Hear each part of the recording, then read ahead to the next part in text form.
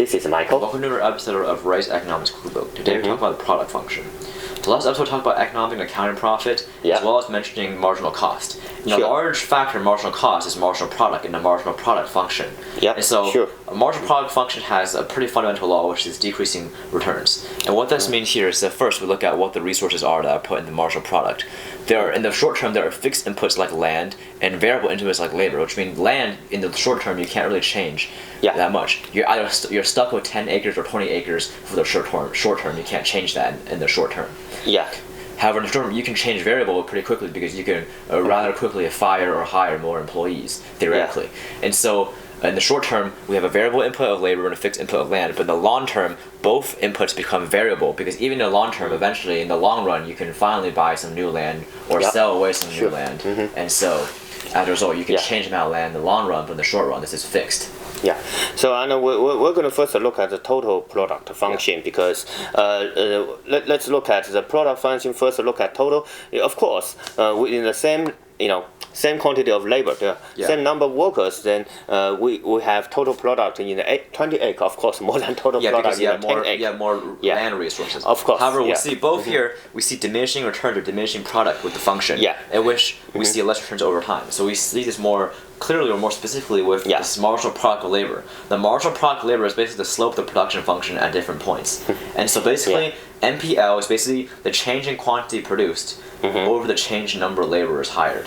And so as a result, for instance, here, at this point, we see the marginal product of labor is very steep, meaning that a small change in number of laborers will cause a large change or a large increase in the quantity produced, a change in quantity produced. It's basically, we know the marginal means incremental. So when we have one more worker, then what's the additional incremental product we can get from this additional worker, right? From first, if we have very few workers on the 10 acre land, of course, when we have one more worker, of course, we are going to get more incremental product. That's why we look at the slope of the total product. Remember, this blue line is actually the total product function. Marginal product of labor is actually the slope of this curve. And we see that after a while, as Michael mentioned, because in the short term only labor is variable and land is fixed. That we have a fixed amount of land, like 10 acres of land. Then if we first add just a few workers, each worker is going to be extremely efficient in terms of their marginal product labor. They're going to add a lot of more extra product. However, because land in short term is fixed, if we add let's say 100 more workers, if we reach that 101st worker, there's so many workers, the land is crowded, and the efficiency per worker decreases, and the amount of marginal product added by that additional 101st laborer is a lot smaller than the marginal product added by that first or second laborer because they had more land to work with compared to the crowded 101st laborer. It's actually from another perspective. If we look at entrepreneurship, is part of the resource, right? Because to manage one worker is much easier than managing 100 workers. So when we have more and more workers in the working force, and then the management is also become much less efficient. So that's why we're going to see the MPL, the marginal production of labor, is increasing when worker is, there are very few workers, but it's going to be less and less positive. So basically, we add those first few workers, like the first 10, 11 workers, their MPL is going to be very steep. They're going to add a lot of marginal product per worker or of labor. But after your worker base increases, once you add, say, that 40th or 50th worker, their MPL or their marginal product of labor is going to decrease. And then once you get even a larger worker base, once you add that 101st, 102nd worker, their MPL is going to be a lot lower, and their overall efficiency of marginal product is going to be a lot lower. And actually, we're gonna when we look at the next slide, the MPL could even be negative. So basically, we see here the first few workers added are usually the most productive because they have the most free resources to work with. And as Michael mentioned, they're also, from an entrepreneur's perspective, managing the first few workers is usually the easiest. However, over time, as your worker base increases, once you add even more workers on top of that already larger worker base, so you add a 30th, 40th, 50th worker, sure. they're going to have diminishing returns. Meaning since they have less resources to work with, hence the workplace is more crowded with more workers, and since because there's more workers, it's harder for entrepreneurs or owners to control the workers or to manage the workers. We have diminishing returns or diminishing marginal profit labor for that additional 30th, 40th, 50th worker. But remember, in this part, the diminishing return, we still have positive marginal so this is so it's still positive, but it's diminishing. This is usually the optimal. This area right here is usually the optimal place to stop hiring. It's usually the optimal number of hires. Sure. And then after a while, we see something called negative returns. Eventually, there are so many workers, it's so crowded that adding additional worker actually has a negative marginal effect. It's a marginal loss to the company in terms of production, as contrary to a marginal gain in production. And so because it's so crowded, it's so hard to manage that adding an additional worker, that additional worker will be a net negative, not a net positive. Sure. Yeah. So the total product function is this big white curve, and we're going to see is that's a two inflection point, right? It's from the calculus, or from the so basic mathematics. Just know that when your company employee or labor base is small, the net positive of adding additional worker is high.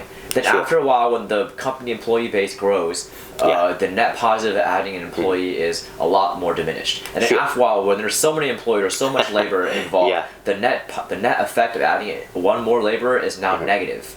Yeah, because there are the constraints of the fixed resource. So basically, any well-run business does not ever go into negative returns in terms of labor. So this leads to the law of diminishing marginal productivity, which we have been basically describing the entire video. Basically, we have a region of increasing marginal returns where adding more workers has increasing marginal production, where the net effect of each additional worker is growing to be more and more positive. Then after a while, the net effect of an additional worker is starting to decrease and become smaller and smaller, but it's still technically positive. And then after that, finally the net effect is negative after a certain threshold of workers or threshold of labor. And so usually, we see this as the marginal production line right here of labor. And then we see here as the average production line. Remember, the average production labor equals total production divided by total labor. So the average production is basically an aggregate view of labor, while marginal production is the marginal or that one additional worker view of labor. Incremental view of labor, the net effect of an additional laborer. And so we see here that the marginal production meets the average production at the average production's highest point, or the average production's peak is where the marginal production reaches it. And through some basic math, logic, and a little bit of geometry perhaps, we can see why that is the case if we think about it harder at home. But basically just know that MP, marginal production, meets AP, average production, at the AP or average production curve's highest point or its peak. We're not going to really discuss that because it's just some basic math and geometry, and you can figure out. So basically, in the short run, the law of diminishing marginal returns dictates that some resources are fixed, like land, while others are variable, like labor. And the result, the marginal effect of labor at first increases and then diminishes and then eventually becomes negative. And so MPL, or the marginal production of labor, is important because it basically controls theoretically how businesses hire and whether or not businesses choose to hire somebody, and whether or not a business should hire more people, or if it should cap its labor base or number of laborers at a certain point. And so this really determines the business investment level, its capital investment, and its hiring, and how it also adjusts other resources like land over the long run to maybe change its marginal production lines or effects. And as a result, we see here that this can be easily represented in graphs. We see how the slope is decreasing over time, represents the diminishing law of marginal production. I think in this part is a total production function is very important, because the MPL is at the first it's more and more positive, and then become less and less positive, and then become negative. Okay, so that dictates the whole production function. So as Ray mentioned, graphics are very important, and the marginal functions are always very important. We already see why marginal product of labor is very important, and next we're going to see more and more marginal functions in the microeconomics, and all of them are really important. All right, so see you next time. Bye bye.